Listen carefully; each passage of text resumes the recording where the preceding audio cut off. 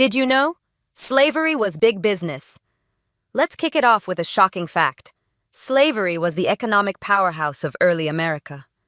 You may think of it as just a moral issue, but it was also central to the economic system that built the U.S. Slaves worked the cotton fields, tobacco plantations, and even in the mines.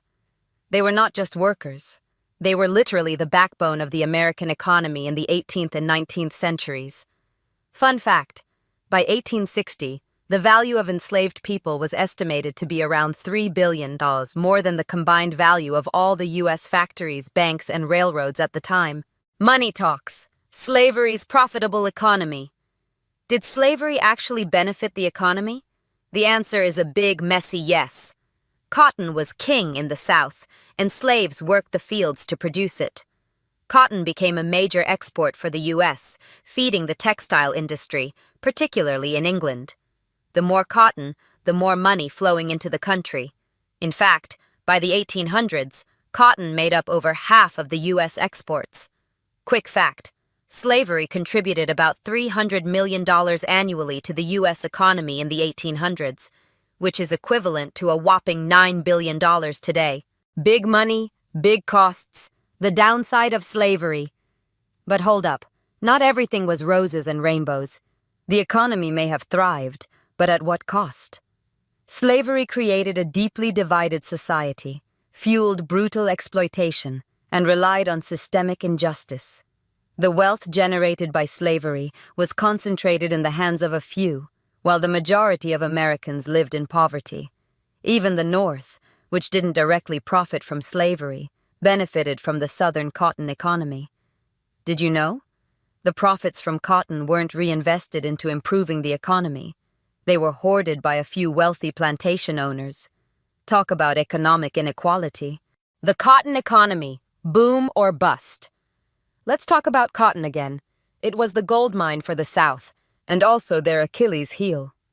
In the U.S., the South relied heavily on one crop, and they were heavily dependent on enslaved labor to produce it.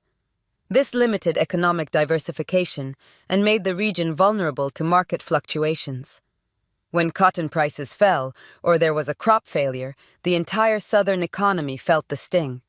Fun fact, the invention of the cotton gin made cotton production way more profitable, but also led to the increase in demand for enslaved workers. Double-edged sword, anyone? Free labor versus paid labor, a closer look. Here's where it gets interesting. Slavery was cheap labor. That's why it was so attractive to plantation owners. They didn't have to pay wages, provide benefits, or deal with any of the expenses that come with hiring workers. But, in the long run, this hurt the economy.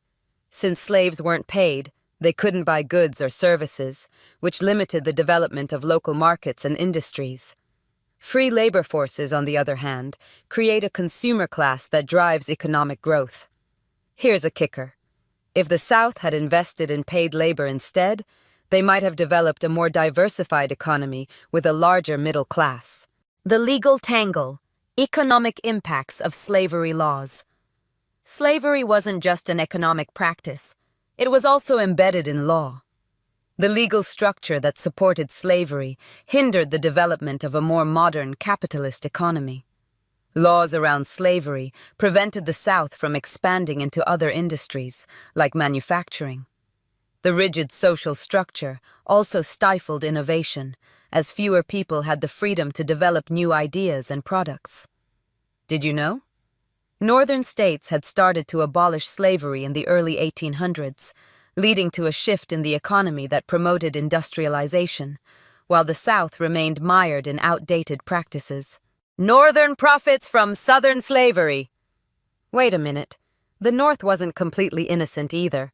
Although they didn't rely on slavery as much, Northern businesses and banks profited heavily from the labor of enslaved people in the South.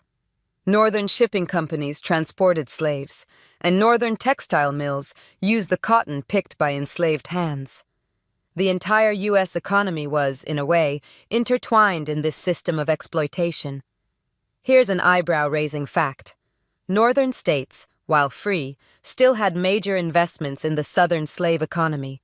Hypocrisy? You be the judge. The Civil War, a turning point for economic systems. Spoiler alert, slavery didn't last forever. The Civil War was a turning point for America's economy. The South's reliance on slavery and agriculture was no match for the industrial power of the North. The war devastated the Southern economy and led to the emancipation of millions of people, changing the entire labor structure. The country shifted to a more modern industrial economy, eventually making slavery obsolete. Fun fact, after the war, the South had to rebuild from scratch. Talk about an economic setback. What would the U.S. be like without slavery? Imagine a world where slavery never existed. The U.S. economy might have developed much faster with a focus on innovation and industry rather than cotton and tobacco. A diversified economy would have meant better infrastructure, better education, and a better quality of life for everyone. Slavery, although profitable in the short term, was a roadblock to real, sustainable economic progress. Ever wondered?